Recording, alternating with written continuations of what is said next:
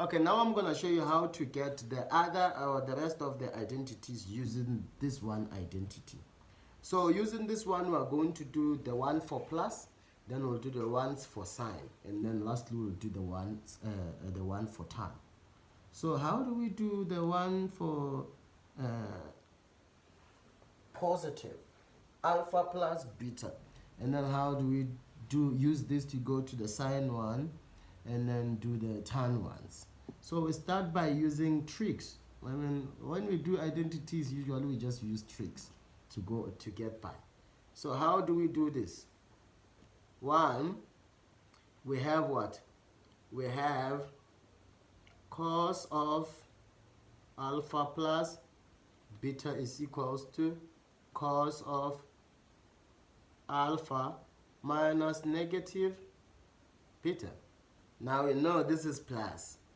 So now with this, now we can use the one for minus. Because no one said the beta here is positive or negative or whatever. It is just that in general. So now this becomes what? This becomes this, not this one. This one we don't know, we want to get it. So this, we can follow the rule that we have there. It says if there's a minus in between it, the other one must have plus. And then these are the angles that you have there. So we're just going to follow it as it is. We're going to have cos of alpha, cos of negative beta there, plus sine of alpha, sine of negative beta there. Then this becomes what? Now with this, you need to remember negative angle identities from grade 11. Now, negative angle identities from grade 11 say that the cos of negative theta is equals to cos of theta. The sine of negative theta is equals to negative sine theta. And then lastly, the tan of negative theta is equals to negative tan theta. Meaning, for you to get the negative, the tan of a negative angle, you could just take the negative and take the tan of the positive angle related to it. The same thing for sine. If you have sine of a negative theta, you can just take out the negative. But for cos, you just throw the negative away. That's what this says. So we're going to follow these identities. Negative angle identities. Identities because they are true for all angles. Okay. So that's grade 11. Now, when we do this, now we're going to say what? We're going to say, oh, cos. So this is fine, cos alpha. And then this is going to be, we just throw away the negative because it's a cos. So cos beta, and then this one is going to be what? This is positive sine. This is, we're going to take out the negative. So we're going to have negative sine. And so we have now the cos alpha plus beta. So we can see, oh, it's like the other one, but here you change to negative now. So with the cos, now we can conclude that whenever you have a compound angle for cos, the sign in between the angles then changes on the other side. Okay? Or if you are subtracting the angles, then you will be adding the terms on the other side. If you are adding the angles, you are subtracting the terms on the other side. Okay, then let's take these two sine. Once again, now we use tricks.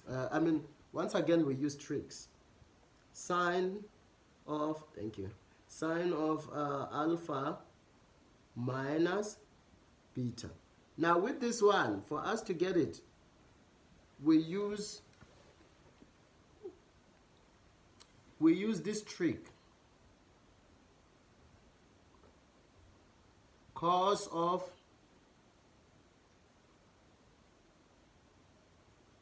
nanti minus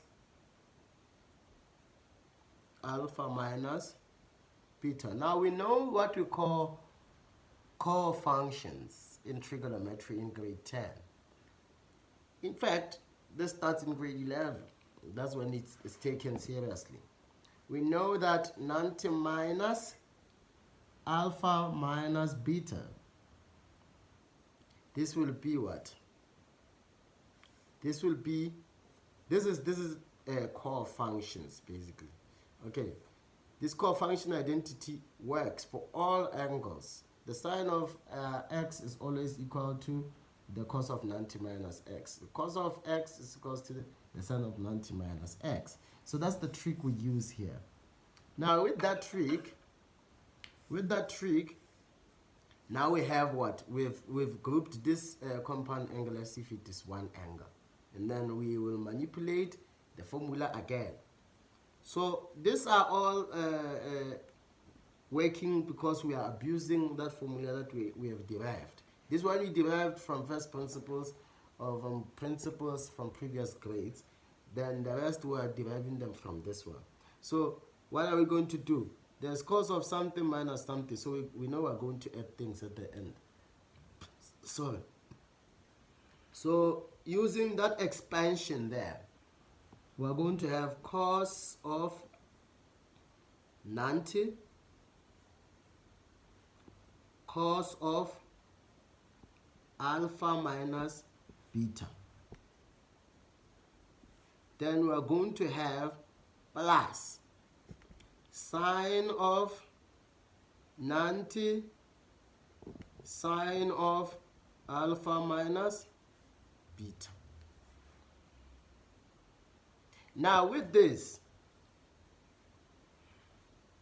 we're then going to have the cos of 90. If you remember the graphs from grade 10, it's like this. So it's here. So it's 0. So this falls away. We're going to have this. This terms. Then this is 1. If you remember the graph, it goes like this. And then it goes da da da da da da da da. Then that's 1. Okay. So that is 1 sine. Nah, this doesn't work.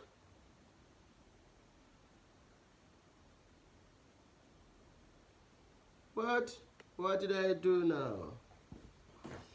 Where did I miss it? Let's see now.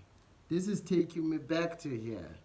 So no, this is not going to work. So here's what I'm missing. What I'm missing here is, yes, this is true. It allows me to use that. But if I use it as it is, I see I'm going back here. So I'm gonna fix it. So how I fix it is like this. Now I regroup. Now I take this, group it with that, so it becomes 90. So you can see I made a mistake there by just going directly and doing it. That's what happens when you're not cramming. You're trying to get what you're doing. So if you see you're messing up something, you can easily go back and fix it. So with this is still the same thing as that. We just rearranged it. Now this, I can now apply what I was doing. I can just repeat it, but now doing it with this. So now cos 90, I'm following that because I'm having, oh no, I have to follow the plus 1 now because I have a plus there. There's a plus. So I'm going to follow this one. Remember, we've proven this one using that one. It's fine. So this one is correct. We're going to follow it as it is there. I hope my mistake didn't throw you guys off. So now we have cos beta. Now, because we're adding here, we want to subtract the terms. Aha. Now this is fine. With this, again, we use the core function story. The core function story says if you have cos of 90 minus alpha, that is the same as sine of alpha. Then of course you have the cos beta there. Minus the sine of 90 minus alpha, core functions once again is cos alpha, then you have the sine beta there. And so that is your compound angle identity for sine and alpha minus beta. And so we can extend this to what? Sine alpha plus beta by using the same trick, which is what? Sine alpha minus negative beta. And this, the answer will then come from here and be what? Sine of alpha. Now, because we have minus here, we want to add the, we want to minus the terms for sine. The sign doesn't change basically. You can see here there's minus, there's minus. So it's fine. So now we're going to have what? This is that. And then I'm following this, what we just derived here. Okay, to do the plus one. Remember we did the one for minus. So now I'm going to have what? Cos negative beta. But when there's negative beta, we just throw the negative for cos only. Remember we have the negative angle identities there. Okay, now from here we have what? We must have cos alpha, cos beta, but we must have minus because we have what? Minus here. Minus, minus. Even though it's directly plus there, but the manipulation here has made us to have a minus. So minus.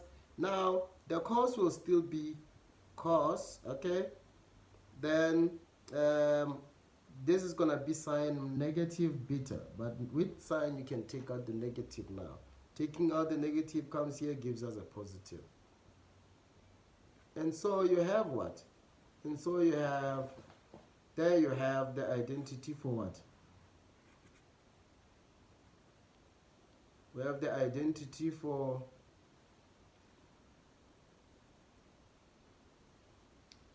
sine of alpha plus beta.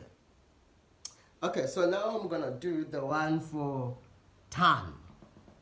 So I'm gonna list the other ones on the side here, so I can do the tan one with enough space on my slate as well as on the whiteboard.